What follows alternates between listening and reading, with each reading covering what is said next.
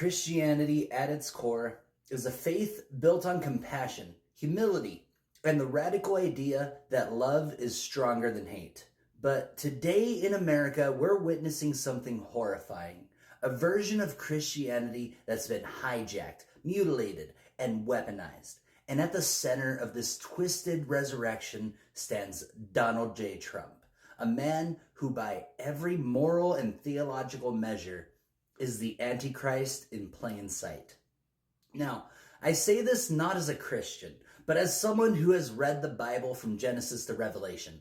I don't believe in God, but I do believe in truth.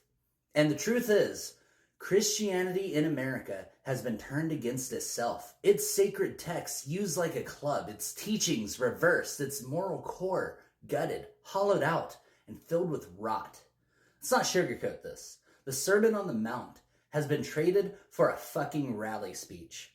Blessed are the peacemakers became knock the crap out of them, I'll pay the legal fees. Turn the other cheek got replaced with I hit back harder. And somehow, millions of believers have convinced themselves that this man, this lying, cheating, wrathful, gold-plated idol is God's chosen instrument.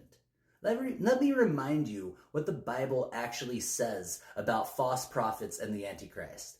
In Matthew 7:15, Jesus warns, "Beware of false prophets who come to you in sheep's clothing, but inwardly are ravenous wolves." That's Trump in a nutshell. A man who speaks the language of American Christianity while embodying none of its values. He's wrapped himself in sheep's wool. Bible photo ops, prayer breakfasts, lip service to religious liberty, but underneath, the fangs are out. He uses religion to divide, to dominate, to inflate his ego and justify cruelty. That's not leadership. That's spiritual fraud. In 2 Thessalonians, or as Trump would say, 2 Thessalonians, Paul describes the man of lawlessness, the one who will exalt himself over all that is called God. He writes, he will oppose and exalt himself over everything that is called God or is worshipped, so that he sets himself up in God's temple, proclaiming himself to be God. Now, ask yourself, what kind of man looks into the camera and says, I alone can fix it? What kind of man insists on absolute loyalty, demands worship from his base, and punishes those who don't bow the knee? What kind of man stages his own cult of personality in churches, turning pulpits into podiums for hate? That's not a servant of God. That's not a president. That's a fucking Antichrist. And you don't have to believe in supernatural forces to see it. Even Revelation, for all its apocalyptic symbolism, speaks clearly. The beast isn't some horned demon from hell. He's a deceiver, a blasphemer, someone who seduces the people through spectacle and fear. Revelation 13:5 says, the beast was given a mouth to utter proud word and blasphemies and to exercise its authority. Tell me that doesn't sound like Trump. The man has turned Christianity into a cult, not of Christ, but of himself. He's made hatred a virtue. He's convinced millions that vengeance is righteous, that cruelty is strength, and that the poor, the immigrant, the sick, and the marginalized are threats, not neighbors. He mocks the disabled. He cages children. He brags about sexual assault. And somehow, some way, white evangelical America bows before him like he's the second coming. Let me be clear. This isn't just hypocrisy. It's heresy.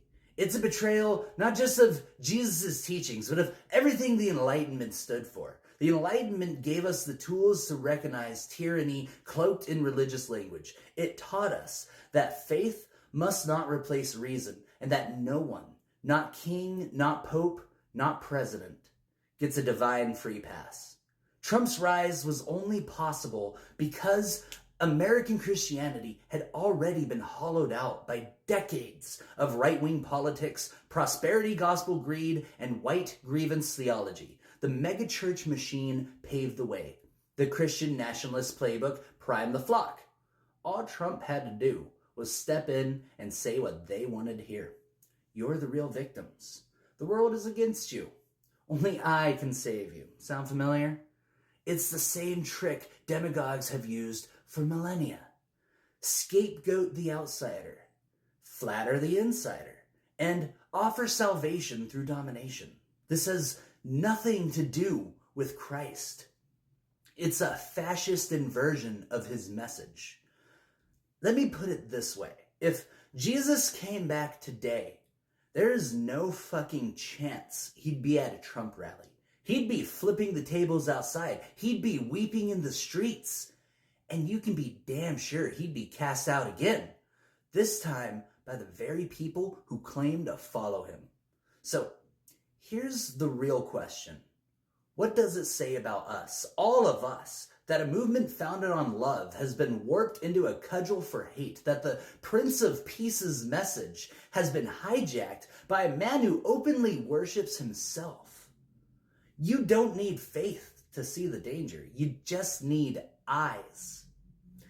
And so I'm not speaking just to Christians. I'm speaking to anyone, believer or not, who values empathy, reason, and the dignity of all people. We're at a crossroads, not just politically, but spiritually.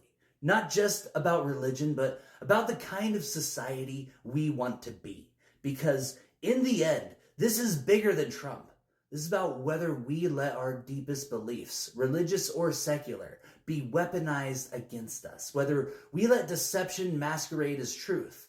Whether we let a con man in a red tie dress up as Messiah while dragging us all towards authoritarianism. So I leave you with this. If Jesus were here today, would he recognize American Christianity? Or would he say, "Depart from me, I never knew you"?